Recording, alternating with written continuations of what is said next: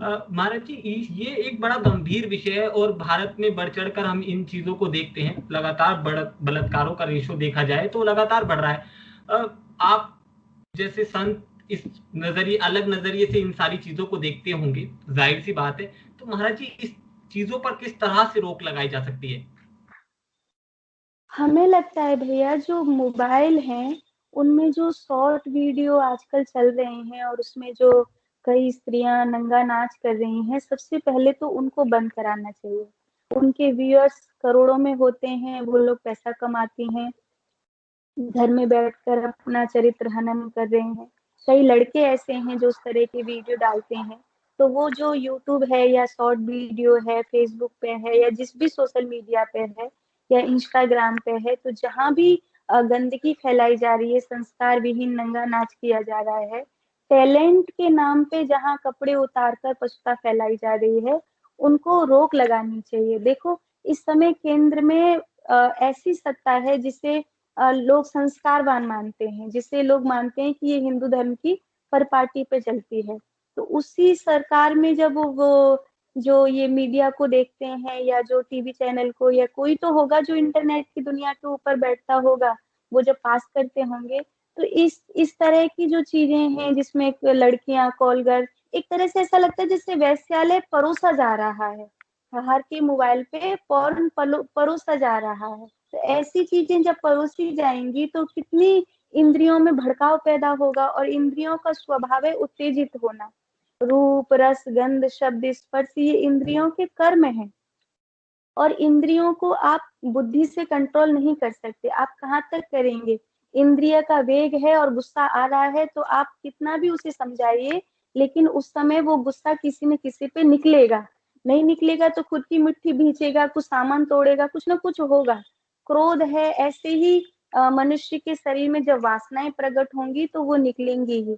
बलात्कार के रूप में निकलेंगी, या फिर छेड़खानी के रूप में निकलेंगी। किसी भी तरह से वो भावनाएं व्यक्ति के उसको हृदय पटल को झकझोर देंगी। तो ऐसी इस समय जो अराजकता फैली है कि इंटरनेट की दुनिया से हर हर लफंगे के हाथ में वो सब चीजें आ गई हैं, जिससे इंद्रियों का उत्तेजन बहुत तेजी से बढ़ाया जा रहा है। यही कारण है कि बलात्कार इतनी तेजी से बढ़ रहा है, क्योंकि यहाँ पर सतियों की कदर नहीं रही, यहाँ पे रंडियों की कदर हो गई है। तो वो चीज अगर बैन नहीं लगाओगे तो बलात्कार पे बैन नहीं लगेगा। महाराज जी, मैं बड़ा थोड़ा सा अटपटा सा महसूस कर रहा था आपसे इस तरह का सवाल करने में, मगर आपने बहुत खुल के इस बात का जवाब दिया। महाराज जी, एक उम्र ऐसी आती है जब बहुत सारी चीजें मनुष्य पर हावी होने लगती हैं।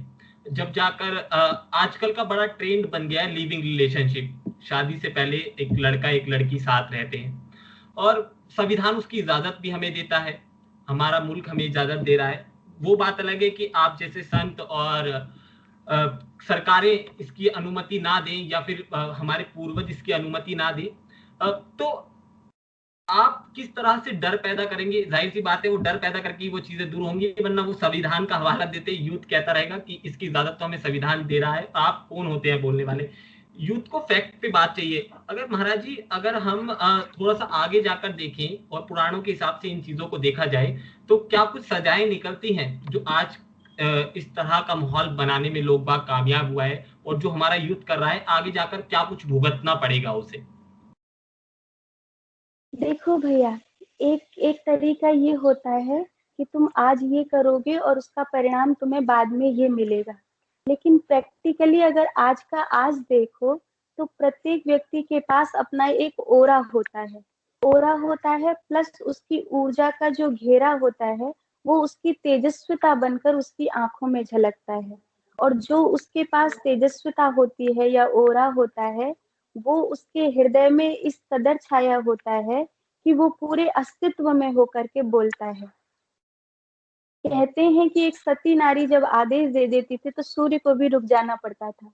उर्मिला ने हनुमान जी से कहा था कि तुम निश्चिंत रहो, जब तक तुम संजीवनी बूटी लेकर नहीं पहुंचोगी सूर्य उदय नहीं होगा, क्योंकि मैं कह रही हूँ और मैं एक पतिव्रता नारी हूँ।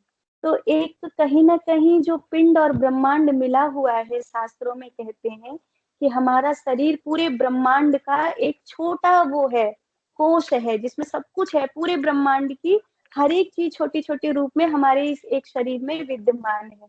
तो जब इस शरीर के द्वारा चरित्र खत्म हो जाता है, विचारें खत्म हो जाते हैं, एक स्त्री का मन कई पुरुषों के प्रति आकर्षित होने लगता है, एक पुरुष का मन कई स्त्रियों के प्रति आकर्षित होने लगता है, या प्रेम में कहीं ना कहीं वासनाएं सम्मिलित होने लगती हैं, तो जो पिंड में बसा हुआ ब्रह्मांड है वो भी विकृत होने लगता है।